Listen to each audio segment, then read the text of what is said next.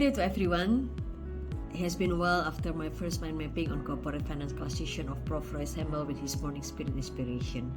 It's me Yuli from my MBA class 2023 in International Business School Jakarta. Allow me sharing my summary as mind mapping of global economy and international business with Prof. Roy Sambal and Ibu Yulita F. Susanti PhD as our distinguished lecturer.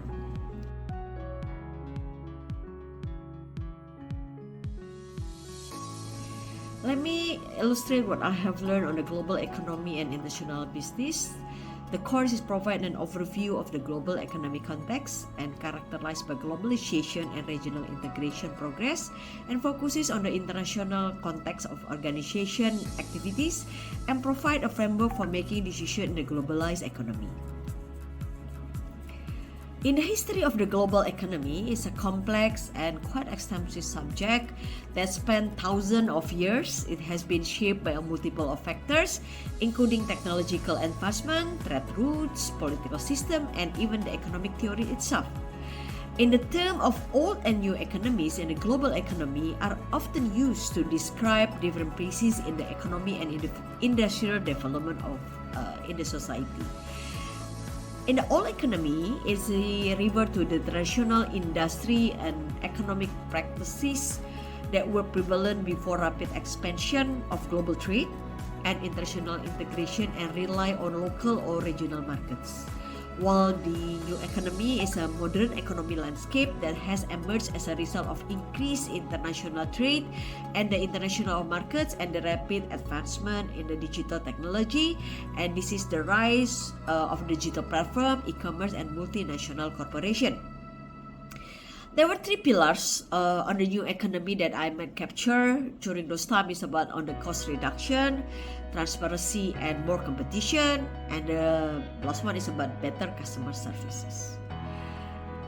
In the global economy, it's always global issues, and we're facing that during the 21st century when the economy faces challenges in income inequality, climate change, and also the financial crisis. Back then in 2008, financial crisis is becoming a notable event. A major crisis emerged in the global financial and monetary system, and if I can recall, that was a subprime mortgage crisis where it's initially arose in US when investors lost confidence in the value of securitized home mortgage. Banks, lenders, and insurance companies become volatile, stock markets crashed worldwide, many national economies sank into recession, and the world experienced sharp declines in consumer wealth, economic activity, and even the international trade. So in the international finance management, we also learn on how to choose the capital structure, raise funds or in the firms, working capital and cash flow management, capital budgeting and managing currency risk, manage the diversity of international accounting, also the tax practices. In the finance management, we capture the international taxation, which refers to the complex system of tax rules and regulation that govern the taxation of individuals, business, and transactions that cross national borders. When it deals with the tax implication of activities and income that have an international component, such as international trade, investment, and the income earned by individuals and companies operating in multiple countries.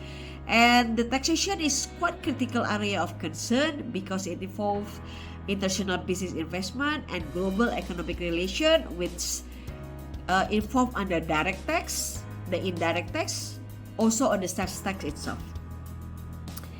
In the international business, we capture also the four risks that we need to foresee.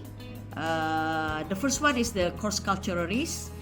It's definitely about the cultural differences and it affects to negotiation of patterns, decision-making styles, and also the ethical practices.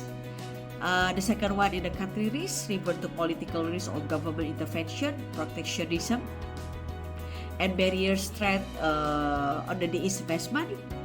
The two one in the commercial risk is linked to the weak partner, operation problems, timing of entry, competitive intensity, and also poor execution of the strategy.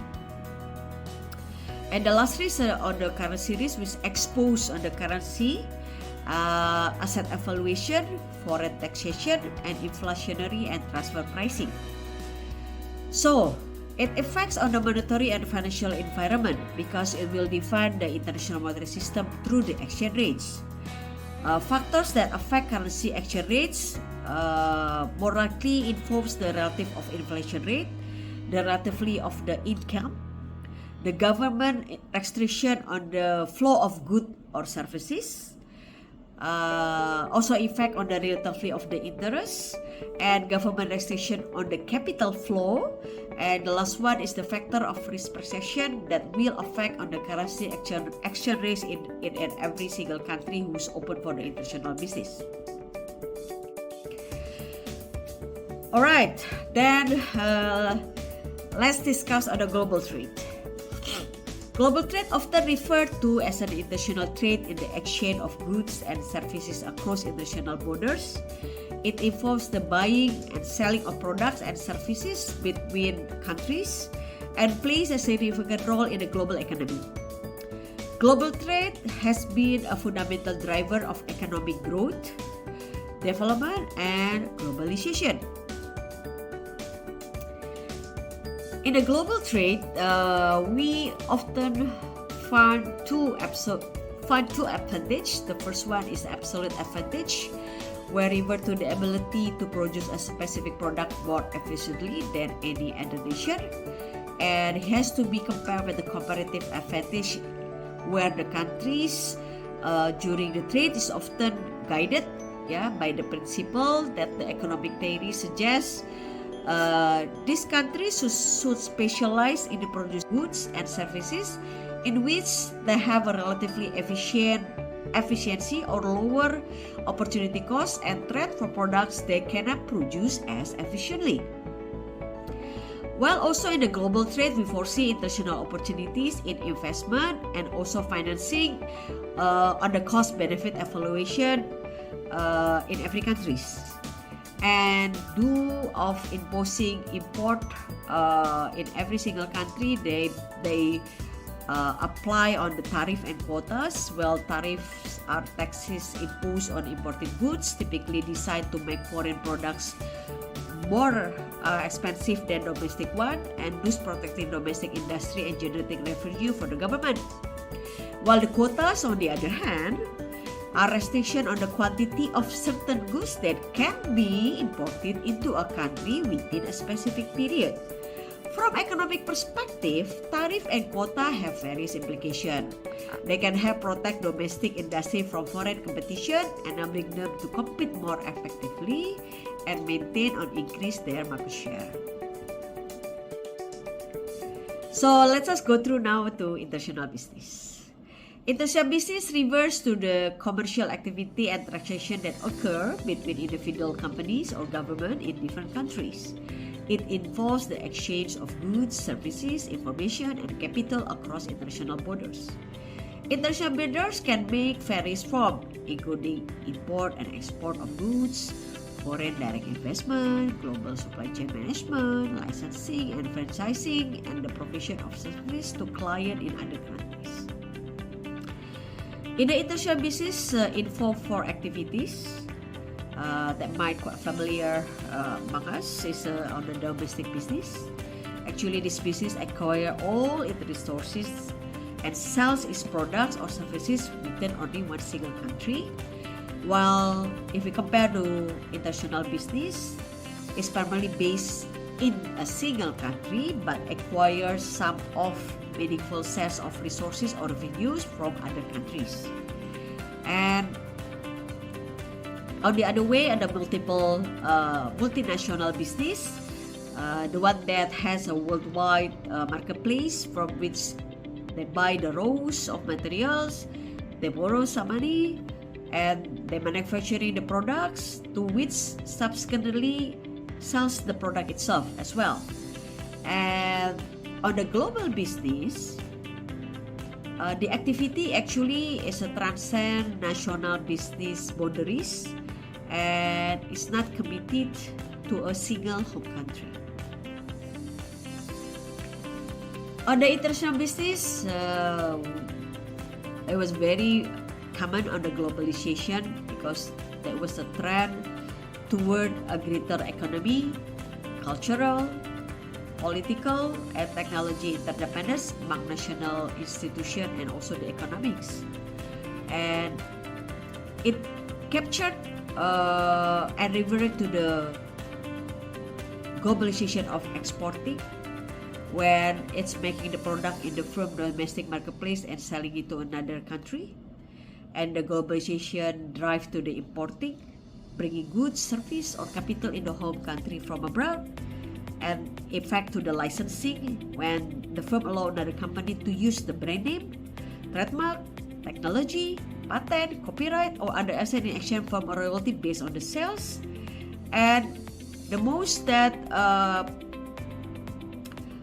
effect in the globalization on the which is on the strategic alliance is a cooperation arrangement between two of a firm for mutual gain, and it's becoming a special type of the strategic alliance we call it as a joint venture, in which the partners share ownership of a new enterprise. And some of the example that I could brought to you in the international, we might see the Louis Vuitton with the BMW, and in the domestic, I could give the example of the Citibank and Garuda, it's a credit card, and also BCI and the Singapore Airlines. This one are some those some of example that I could go with the joint venture. And the globalization also allows us to make the direct investment when the firm in one country builds a purchase operating facilities or subsidiaries in a foreign country. And who are the key players in international business? Mostly are large companies from the wealthiest nation, firm from emerging markets, small and medium-sized companies perhaps we can find that in Indonesia as well, and multinational corporation, MNC, and was born as a global firm. Hence, I might summarize the international business into 5 components. The first one in the globalization. The second one is in difference of culture and given lots of opportunity on the trading of investment and wider of market expansion, and at the same time we do the risk management and bring us a lot of technology advancement, and also given in every single country of the career of the opportunities when we are in the international business. And on the international business itself, it impact to the international strategy that will refer to the comprehensive plan and approach that a company or organization adopts to expand its operation and achieve its goals on international markets, because it involves making decisions and setting objectives that enable the organization to effectively compete and succeed in foreign markets. International strategy takes into accounts of company goals, resources, and competitive advantage, and it may involve various levels of international involvement, from exporting and licensing to setting up subsidiaries and joint ventures. In the international strategy, we are being introduced with the 4th strategy, which is export strategy. The second one in the global expansion strategy. The third one is multi-domestic strategy, and the last one in the transactional strategy. And on the last part, we also being assigned to identify on some common international issues, and there was a 3 assignment that we are required to elaborate how the way the international business correlate with the global pandemic, the trade war, and the last one in the digital era disruption. So that will come on the conclusion of my review on the mind mapping of global economy and international business. I hope you all enjoying And thank you for listening. And again, have a good day to you all.